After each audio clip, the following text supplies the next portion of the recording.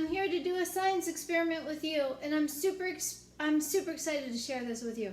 So I'm holding this bottle of Bismuth in my hand right now, not because I have an upset stomach. No, it is because I'm going to do an experiment with a chemical off the periodic table that is in this stuff. We're going to make crystals out of it. I was wondering if you can guess what it is. This is what it looks like. Can you guess what that element is? It's an element off the periodic table. It's in Bismuth. If you guessed bismuth, you are correct. So this is bismuth in a solid state. So as you may know in science, solid objects, they are closely packed together. If you zoomed in on the atoms inside bismuth here, they would be moving very, very, very slowly, closely packed together, vibrating.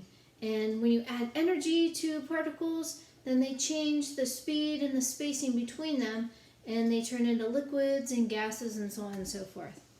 So this is solid bismuth. We're going to heat it up and see what happens. And bismuth is an element off the periodic table, and it's a beautiful, beautiful element. And this is a periodic table.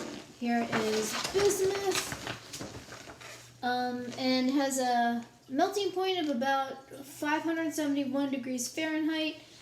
I think that's about 271 degrees Celsius. I could be wrong, but it's very close, hopefully. But it's not about that. It's about the science today and having fun with it in a safe way. So I've got protective gloves on. I'm going to use heat protective gloves because we're going to be using high heat. I've got a stove here because I'm in my house. We're in the quarantine time right now. I've been staying in my house. I've reduced myself to melting bismuth by myself. Actually, my husband's here and my cats are here, but you know, they don't get into it like I do. So I also have goggles on, and it is important that you use a fan or well-ventilated area, and that's important. So I also have a frying pan. This is destroyed. I'm okay with that. I've got to be prepared for that. And tinfoil. I've lined my counter with tinfoil. I've got a crucible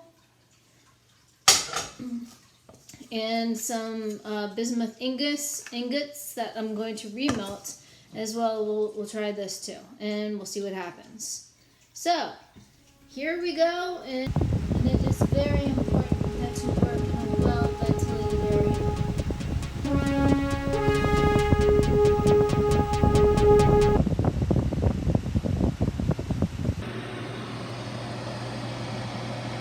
So you can see right now it's starting to liquefy, and this is it's reaching its melting point here.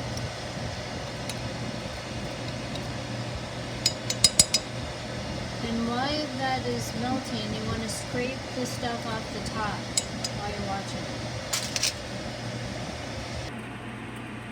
So I took it off and I'm letting it cool because it's liquefied.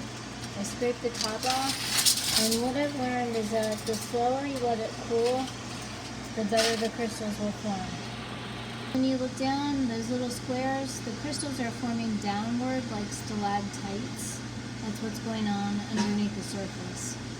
It's super satisfying to watch. Isn't that beautiful? It's all oil slicky. And you can see I totally destroyed this pot.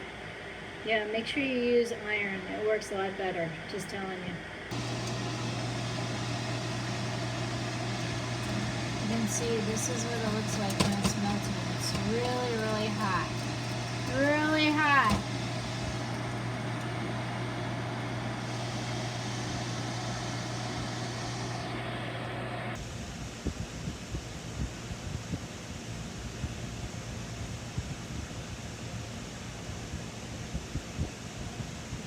Bismuth crystal.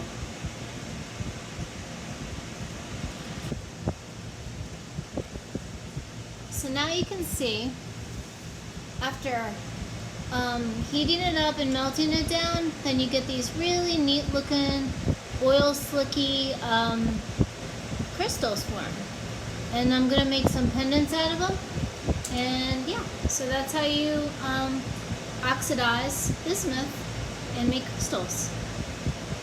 Thank you for watching. Oh yeah, and as always, don't forget to hide your panther pride.